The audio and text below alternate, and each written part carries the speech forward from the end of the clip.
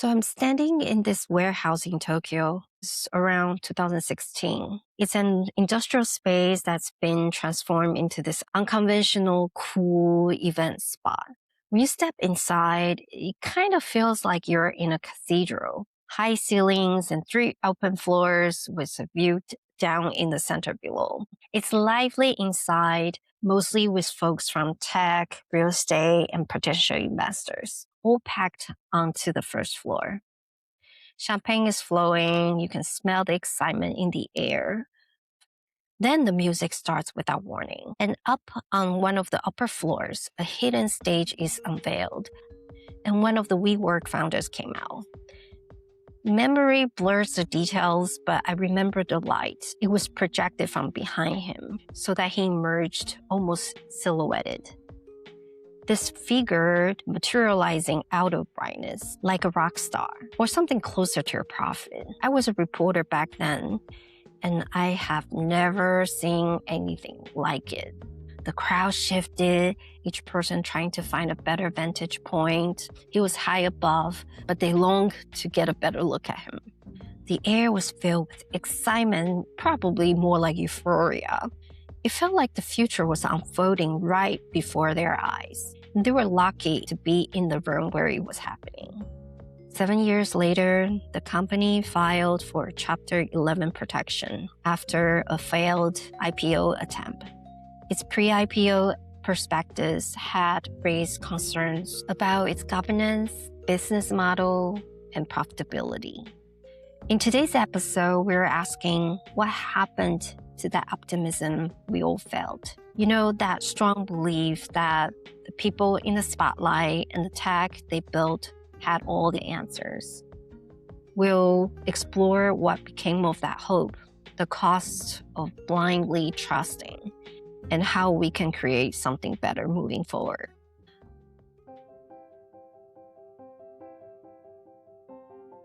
Welcome to Progress Reimagined, a show that explores innovative ideas, technology, and emerging economic models that put humanity and our planet first. I'm Kathleen Chu. So that warehouse in Tokyo was what tech felt back then, and the sentiment toward the tech companies is very different now. Many no longer see the founders of these big technology companies as heroes or legends. The decline in what felt like a tech god era didn't happen overnight. It unfolded in waves. It began with whistleblowers risking everything to expose what they knew, followed by growing evidence that what once appeared as mere carelessness was often a deliberate choice to not care. Sarah Wynne Williams, a former Facebook director of global public policy, shares her experience in her book, Careless People. She writes her experience at Facebook begins with hopeful comedy and ends in darkness and regrets. She witnessed Facebook help ignite the Arab Spring and later saw it verified as a factor in inciting genocide in Myanmar, with the UN noting social media's determining role. She also observed Facebook developing a censorship tool to monitor viral content in Hong Kong and Taiwan, flagging posts with over 10,000 views for review to access the Chinese market, though Meta has denied these claims. Just in March, a jury found Meta and YouTube liable for designing their platforms to addict young users, fully knowing the effects. Not to mention Cambridge Analytica, a well-known case that marks the beginning of a global reckoning, when digital privacy went from being a concern only a few took seriously to a full-blown crisis.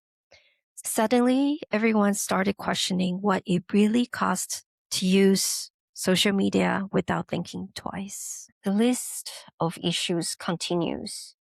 In the end, we realized that the promise of social media and tech comes with significant harm, two sides of the same coin. With half of the Americans concerned about AI and protests against AI data centers, we're seeing it show in how people respond to tech executives.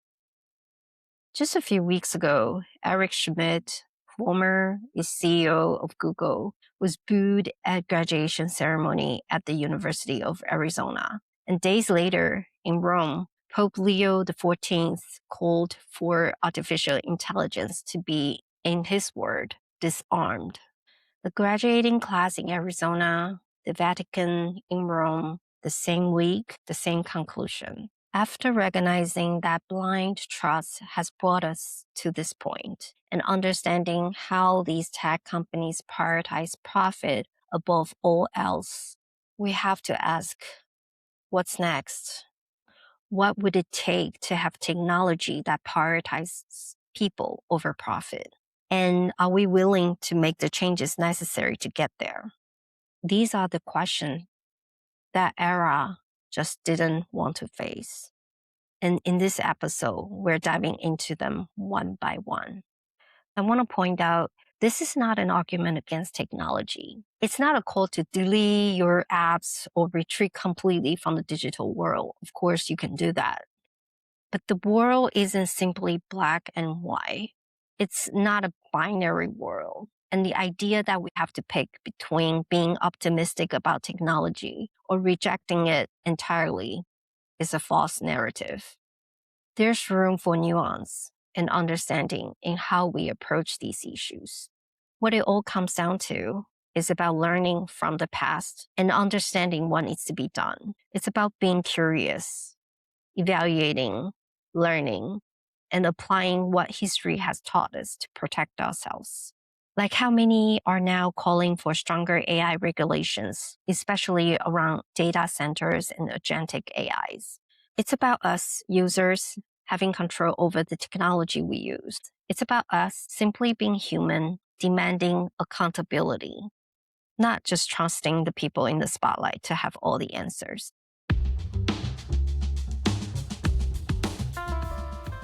Let me tell you about this cab driver I met in Istanbul.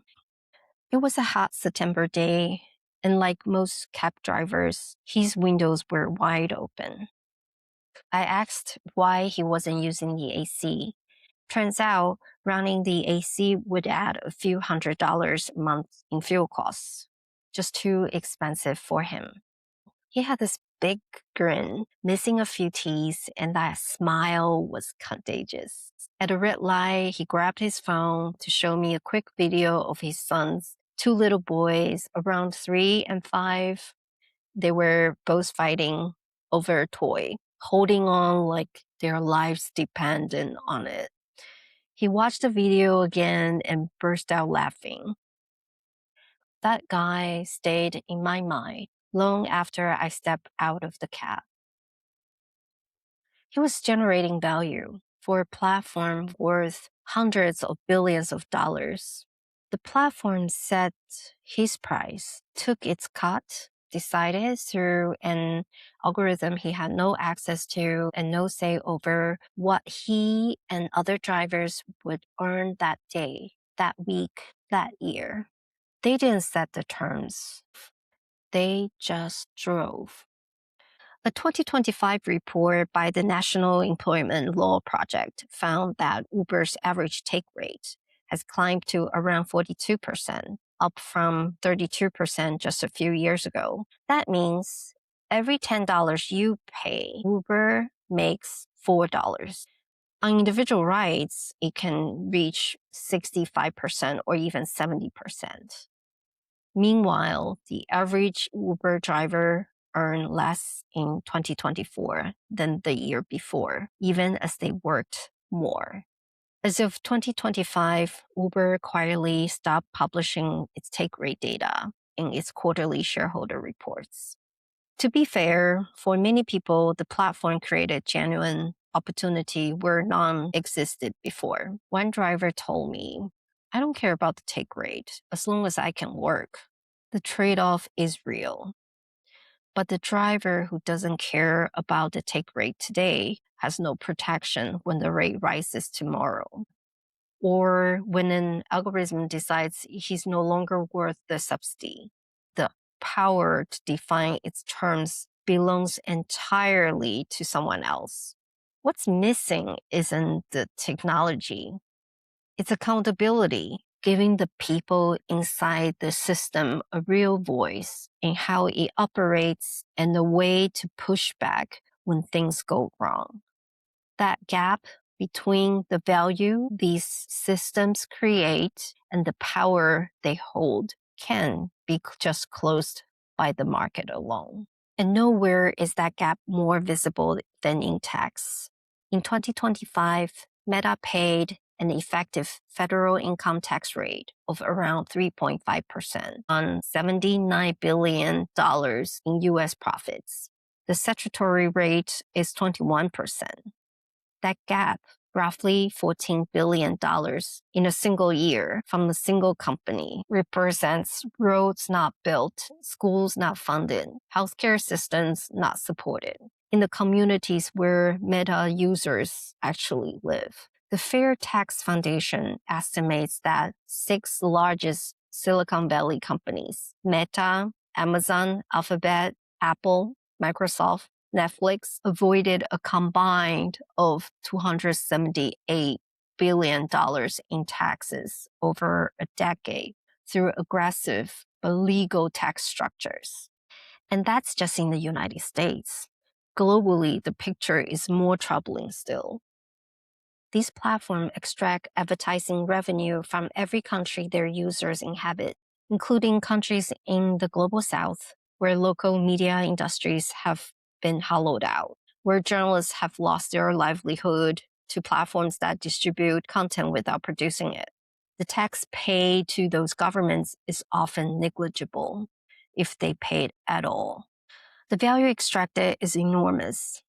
It is, in the most literal sense, a digital trade imbalance. And governments, by and large, have not stopped it. The regulatory frameworks we have were designed for an industrial era. They were not built to govern entities that exist everywhere and nowhere simultaneously, that move money across borders at the speed of software, and that can restructure their tax obligations faster than any legislature can respond. When governments fail to act, users are left with one remaining form of power, the choice of where to spend their attention. And increasingly, people are making that choice. Just exactly what it would take for companies to prioritize its people, its users. We're in a capitalist society, and it's the system or the core that ties almost everything together. Capitalism is two sides of the same coin as well. Since 1990, capitalism combined with economic growth has helped lift over 1.5 billion people from extreme poverty. Many people celebrate capitalism, especially in countries with thriving democracies, where elected representatives seek to follow their citizens' wishes and build a robust governance framework to serve them. The company tends to value its workers and customers over, if not the same as shareholders. That has been my experience in covering the corporate space in Japan. As a former reporter there, these societies tend to have fairly evenly, relatively distributed income and wealth. And in some places, capitalism is seen as the only way out of poverty for some, and there's nothing wrong with that. What I'm talking about here is an extreme form of capitalism, where a company's only goal is to make as much profit as possible and with minimal oversight or no consumer protections. It seems like more and more companies, especially tech giants and the fossil fuel industry in the US, are moving toward this kind of capitalism, while governing bodies such as consumer protection agencies are being gutted. During a company's growth phase, capitalism plays an important role. It often appears benign and genuinely beneficial. Markets expand, trade enhances lives, and new industries generate meaningful opportunities. The urge to compete drives innovation, and this is the narrative the tech industry has promoted about itself, and at times it held some truth. As company expands into new markets, attract new customers and users, and increase returns, the process of extracting value can become concealed within the creation of that value. Consumers and users enjoy enough benefits that they either overlook or do not object to what is being taken. When markets become saturated, people spend less, and the acquisition of new users slows. The only way to create shareholder value, something the entire financial system insists on, is to squeeze more out of workers, consumers, and users already in the game. Over time, this relentless pursuit of profit and competition begins to resemble an unstoppable machine that consumes everything in its path. This issue isn't solely about bad actors or greed. It's a logical consequence of a system that defines success exclusively in terms of winner take all and profit. When growth stalls, exploitation becomes the way forward. The invisible hand cannot sort this out.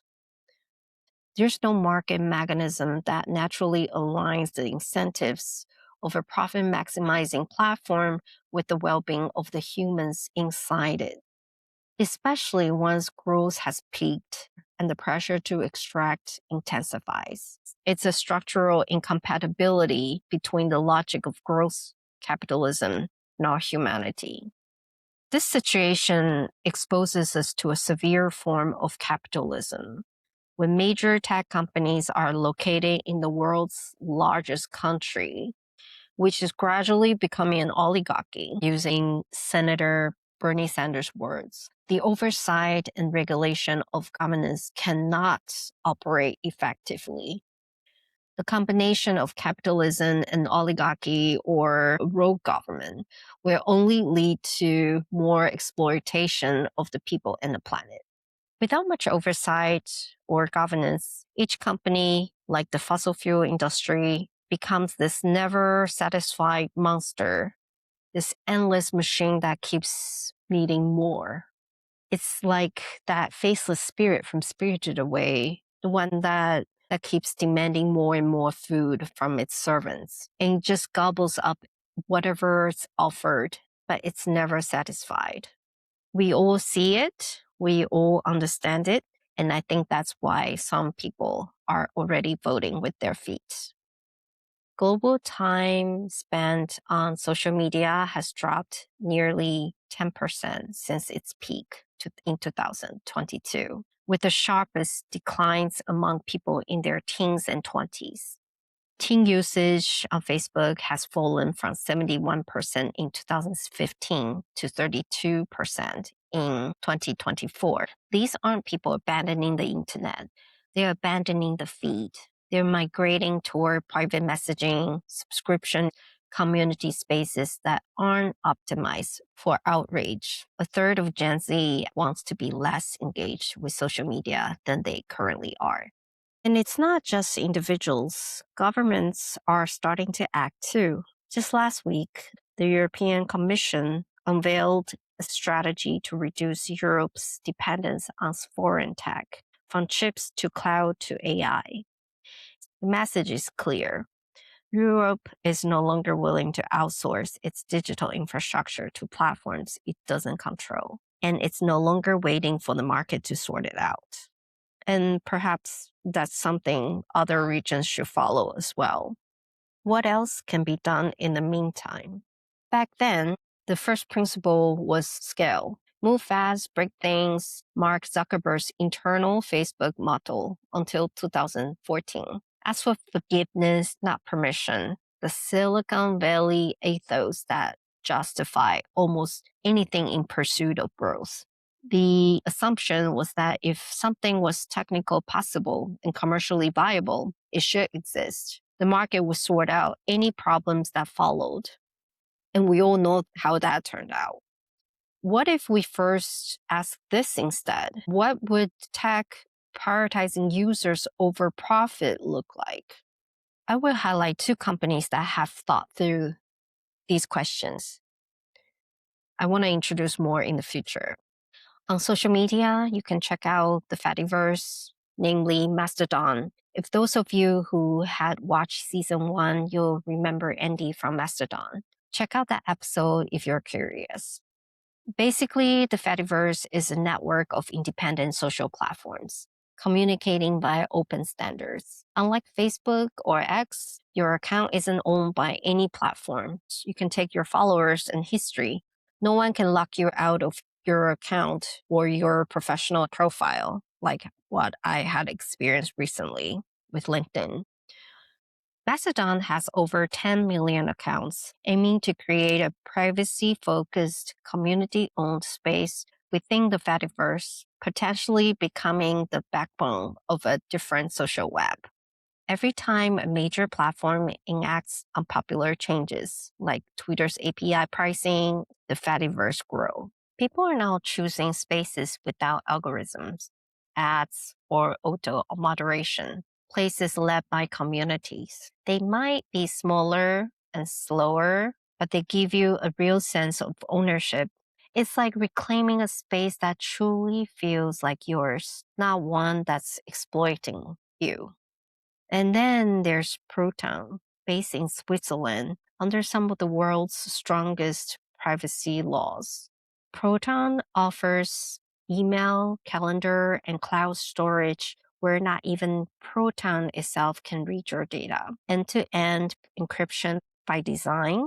The answer to Gmail, built for people who decided the price of free is too high. Of course, they have a free option as well. Do have a look. Ultimately, the platforms we cherish and want to thrive will need revenue. So we have to ask ourselves, are we willing to chip in a small amount to support them? We could support alternative platforms through payments or donations, yet many of us haven't realized we may be part of the problems. Have you ever wondered why we easily spend our attention and time on addictive platforms when there are better options out there? Maybe the first step is to stop taking good tech products for granted. By exploring alternatives and supporting the tech platform firms we believe in, we can help bring about change. Seeing platforms like Patreon and Substack grow is really encouraging. It's a sign we're moving in the right direction. One final point. We should conduct an audit to identify which technologies or platforms we use are truly valuable and offer tangible benefits to us. So we need to ask, who does this actually benefit? How? And at what cost? These are the questions we failed to ask in the past. These companies, they're not always out of bad intentions. Sometimes people genuinely believe the market will sort this out. But here's the thing, the market didn't. And the Rohingya are real people suffering, not just an idea. The Istanbul cab driver without influence is real, not just a statistic. And the feelings of those students booing Eric Schmidt during the graduation, they're real too. Their feelings, their dissatisfaction of what technology becomes, that needs to be recognized too. These are the human costs of developing technology without asking the tough questions. Technology that extracts from people rather than serving them is not progress. It's simply that faceless spirit in spirited away, disguised as a tech bro. Let's take a moment to revisit that warehouse in Tokyo. Picture the founder on stage, backlit, towering above the crowd, everyone cheering. Back in 2016, we couldn't see where the warehouse was headed. But here's the thing, we have the choice to write a new story this time. Not because the tech is safer or the builders wiser, but because we've been here before. We know what the warehouse looks like. We understand the consequences of dodging tough questions early on. And this time, we're not alone. We've got each other. The people asking the hard questions aren't just in boardrooms anymore. They're part of this conversation. That's what we should expect from leaders on stage and from ourselves before we start cheering. So think about this. What would technology that truly serves you, not just keeps you hooked, look like in your life? And what are you willing to do to change to get there? I'm Kathleen Chu. This is Progress Reimagined. Until next time.